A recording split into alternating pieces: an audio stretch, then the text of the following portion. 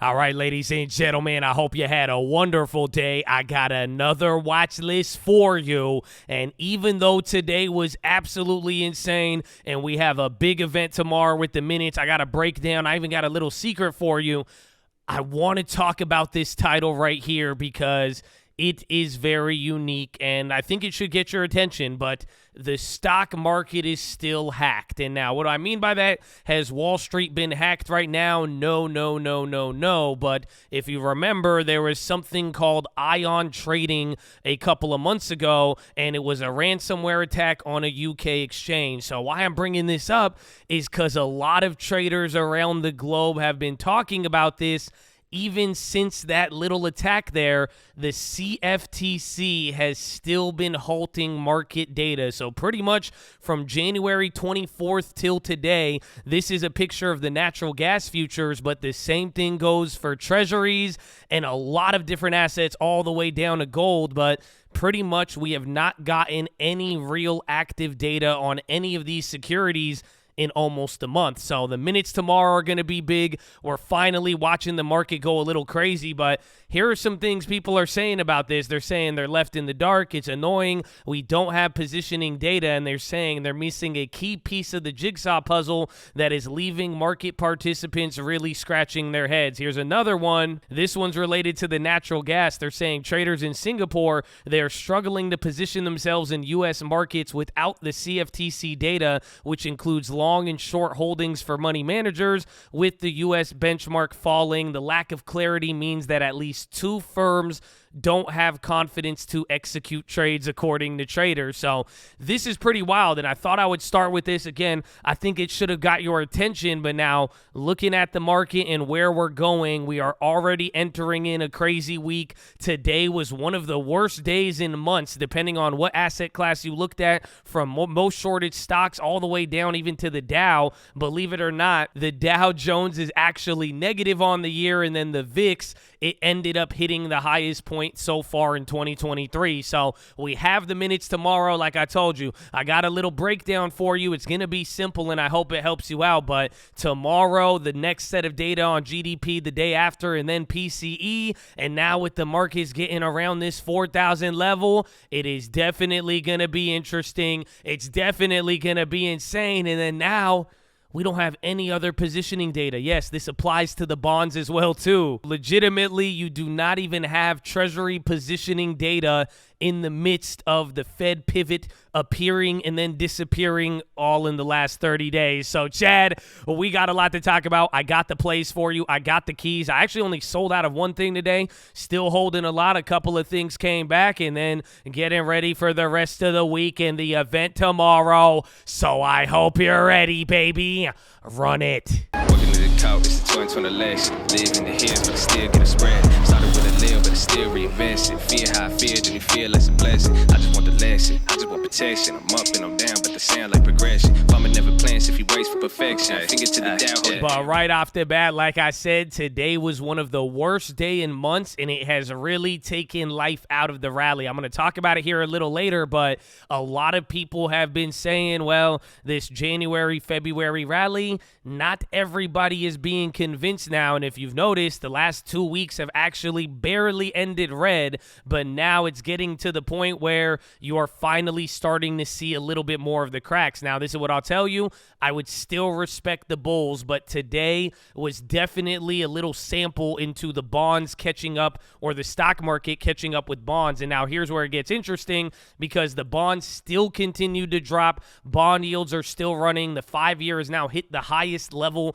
or the 6-month yield has hit the highest level since 2007, and now the 5 years right behind it. So even though we've been dropping these last couple of days, it's not as if the bonds have stopped. And now it's getting to that point. If bonds keep selling off, it is not allowing the market to go up. We're going to see what happens after the Fed minutes tomorrow, because that could move a lot. But all in all, we were talking about limited upside. Well, now you're watching a little bit more of that breadth in the rally start to disappear. But that is key number one. Key number two, now we got to talk about the minutes. And really, I think the minutes are going to have a big effect tomorrow, but it will be short-lived. Usually the minutes, it's only like an initial reaction, and then by the end of the day, it only ends up doing nothing. I mean, tomorrow you have about 2 hours, so the minutes are coming out at 2 p.m. Eastern. The market's going to be open for 2 more hours, and then we'll see the next day. But I'm expecting most of the action now to happen in the first hour, and the one thing you want to be keeping an eye on now is comments towards the Fed pausing,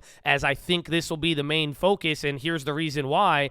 Here is from the transcript of the last FOMC when Jerome Powell was speaking. Nick Timmerhouse, one of our favorites, he asked Jerome Powell, do you or your colleagues discuss the conditions for a pause at the meeting this week? And Powell said, you'll see that in the minutes, and they'll come out in 3 weeks, and that will give you a lot of detail.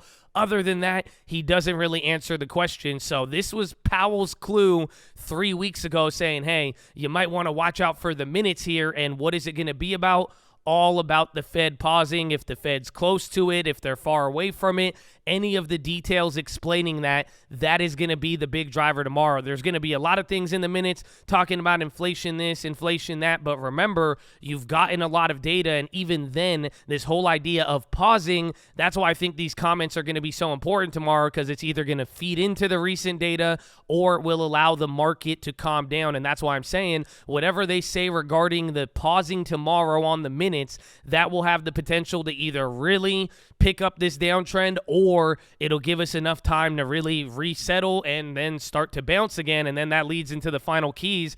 Why I'm saying this is because the last time the market was here, last time a couple of weeks ago, about 2 weeks ago, we had a quick test below 4,000. You even went down to like 3960, but it only lasted for 1 day, and then 2 days later, you were back up to 4080. So this is what I was referencing earlier. You had Bank of America, JP Morgan, and Morgan Stanley, and even Goldman. They all came out with bearish responses today. People saying the SPY should be 28% lower. Bank of America said this rally can't be sustained. I think Morgan Stanley, that's Michael Wilson. JP Morgan said there's no such thing as a no landing or soft landing. A lot of people over the weekend just came out very bearish. Another part about today, you also had a ton of global tensions. Russia announced that they're backing out of this treaty, this nuclear arms treaty that they got into last year. You even said China had a diplomat visit Russia, and they said potentially they will be supporting Russia. It's just like, it got very weird, not to mention Biden visiting Ukraine and then even having that speech in Poland. There was like a new element of global tensions today, but then all of these banks overnight, they just came out with their most bearish reports. But now here's the thing. Anything these banks said today, these opinions aren't new. These have all been swirling around. Morgan Stanley's, Michael Wilson, he's been saying the same thing for a couple of days and a couple of weeks now. So it's just like nothing has really changed except the hotter data that we had last week, CPI, PPI, and anything of that nature. And then also the Fed futures.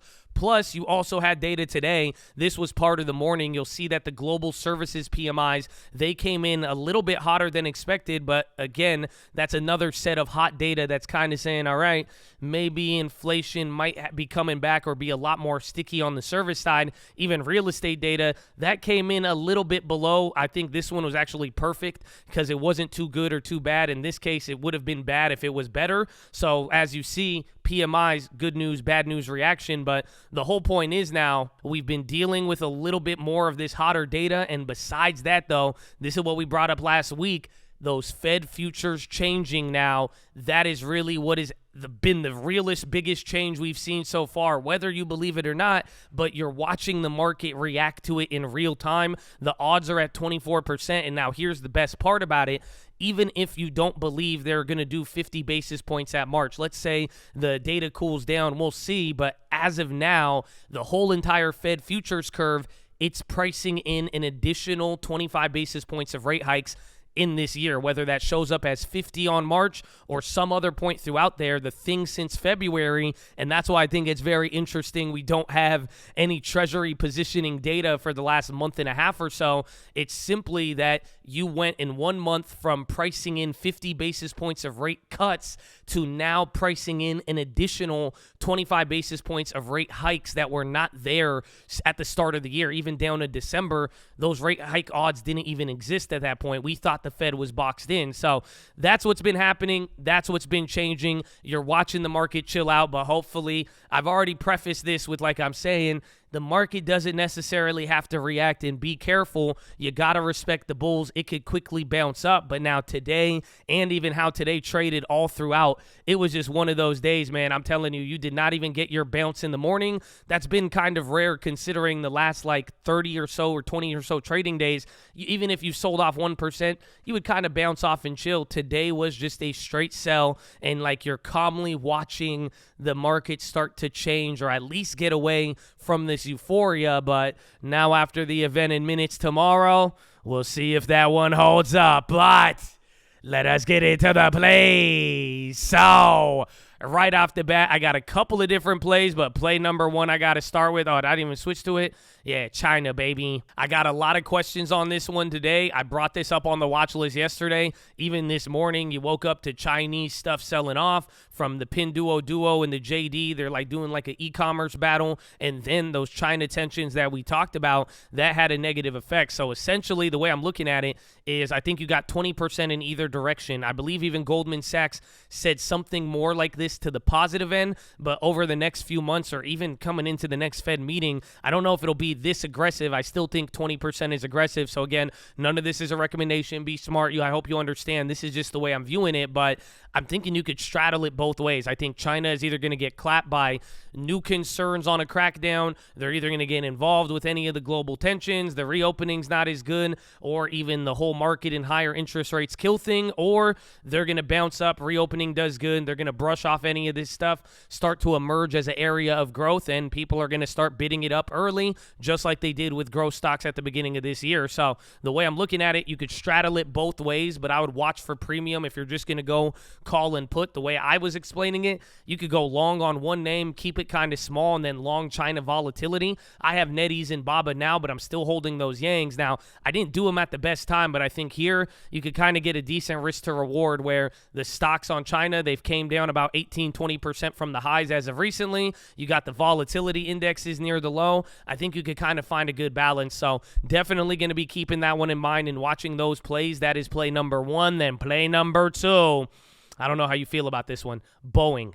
Yes, Boeing. I'm still in my short, but the thing I was looking at today, the Dow Jones went negative on the year. Boeing is surprisingly getting weaker now as the Dow is moving, and it's pretty much holding 205. This 205 to 200, this is still a breaking point. It's a giant support level, and one thing I noticed, my LMT is coming back up and making that difference. So I went long LMT a while ago, short Boeing. The Boeing short killed me. I was down on the LMT, but now the LMT is almost back up to break even, and then that Boeing, I'm actually down less than I was a couple weeks ago when it was really, really squeezing. So hopefully that price point gives you an idea, but I think this could be an interesting trade. I'm still going to be watching out for it. I have not averaged down this whole time on Boeing, so maybe this will be the moment. We're going to see, but definitely going to be keeping my eyes out for that one. That is play number two. And then play number three, baby, NVDA. They got earnings tomorrow. The stock is down $20 in the last couple of days, and I think it's going to be very simple. If tomorrow markets are down, even if markets are up, if you notice they are outperforming, then I would go with the earnings run-up. That is what I plan on doing. Otherwise, if it kind of underperforms the market and stays following the market in correlation as many other stocks, I think it's going to kind of do the pin. But the idea is NVIDIA has moved a ton leading into all of this, and what I mean by that is we were talking about a short couple of days ago. It would have been good, and then what happened the next day, it would have been bad, and now it would have been good again. But if you pull it up on a daily, you'll see, I mean, it's pretty much given around like $30 there. That's at least 10% of the stock, but it's still pretty elevated here from some of the lows, October and everything else. So pre-earnings, you might be able to sell off a little bit. I'm thinking no lower than 200 coming into the earnings, and then depending on how people feel tomorrow, maybe no higher than 220, but depending on how it looks, just watch out so it's not one of those earnings day plays where it doesn't do anything. We've seen that. I think Disney did that the day of their earnings, but then the other day you watch like TTD, Shopify, Twilio, what was the other one? Roku. They even started going crazy. So if you get that event out of tomorrow, I think people will like it for the pre-earnings run-up. Otherwise, you may want to sit that one out and then wait for the report and then go from there. But those are the main plays. As far as everything else now, I didn't do anything. All I did was close out of AMAM. This was an old biotech from months ago. I was up 50% on it somehow. I think we were down on it early. I even sold out pretty early at 442, but got out of that play and then pretty much holding everything else Yes, it's going to load. Okay, perfect. But the NQ came back a lot. Again, I'm sad with the bonds, even lost a lot on the bonds here today. Remember, I was supposed to close this out. If I did on Friday, I would have saved me about another $3,000. But hopefully you see where everything is. Even then, a lot of our share plays, these have all dropped right now. They look very, very ugly, but I promise you they're not $38,000. That's kind of the same key with this. A lot of these we can maneuver out of it. I'm still in those BABA plays. Those have actually been getting killed here. Again, that's 10 or 11 there, dollars per share. So we're going to see how it plays out, but I'm fine holding any of these longs because then we're going to play it throughout. If my NQ comes back, I could use this to balance out and then average down. Otherwise, still just holding everything else. Again, still got the Boeing, the Lockheed, got a couple of other plays, even like old Qualcomms that are still coming back. I've been holding that one for a long time. Again, there's the Boeing. That one's still down 800. The LMT, though, they have came back a very, very good amount. And then still in the banks, they gave up today, but going to be riding those all the way through. And then I still have the WWE from Friday. That one got really, really clapped, but I'm liking it because it's a buyout play. And then same thing with the Manu. And then again, like I told you with NQ, bonds, we're going to be closing and rolling over soon. NQ, I told you I'm holding it till March, so I think it might end up playing out. And thankfully, it's been good. And I even said this the other day, even if I want to close out of this, let's say I want to bitch out of it. Excuse me. But the whole idea would be this would be the more optimal time now, or we give it a couple more days, let it do its thing. But it's way better to close a short into the red, even if I want to walk home a loser, rather than closing into all of this squeeze. And then, again, I would have taken an extra $15,000 loss on that, a little bit more so far. So we're going to see how it is. But really, I've been going into slow gear right now as we're waiting. We're going to have a lot of shares work against us, but that is going to be okay because now once we get this back in the game, we balance things out. I think we're going to be good here. So we'll see how the next couple of weeks plays out. We'll see what tomorrow gives us, and I hope you're ready. But that is your watch list, ladies and gentlemen. Make sure hydrate, healthy, ready to go. Make sure post your watch list. Make sure we see you there in the morning. I need the armor on. I need the helmet shining. I need you to remember, you got to stay pleasant and stay deliberate, baby. That combination, keep your attitude in the right place. It will take you a long way. Be deliberate with those actions. If you want something, don't let unpleasantry get you out of it, baby. Oh, I hope you feel me. I hope I feel you. I feel you. Oh, my. Chad, it's game time. Get ready for tomorrow. We'll be there live, and I hope I see you, but you've already made it this far, baby. We're getting closer. Only one more week of February, so bring it home and horn.